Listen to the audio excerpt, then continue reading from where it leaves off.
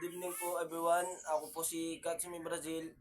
Nais ko lang po sanang humingi ng tulong sa inyo, sa mga officials po dyan. Gusto ko pong mapasali sa mga scholarship nyo, yung mga nakakatanggap po ng 10K a month. Sana po isa rin po ako sa mga mapili nyong maging scholar. Ako po ay panganay sa aming magkakapatid. Ito po ang aking mama at ito po ang bunso namin. Pangalawa po yung nasa gilid. Wala na po kaming papa kasi iniwan na po kami. Nang ibang puki na po. At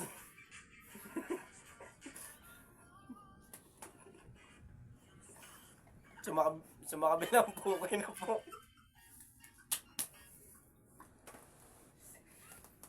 Sana po matulungan niyo po kami kasi talagang kailangan na kailangan po namin yun. Yung mama ko naman po, hindi na rin po makalakad simula po nung iniwan po kami ng papa ko. Yung pangalawa po sa akin, yung sumunod po sa akin, hindi naman po makarinig.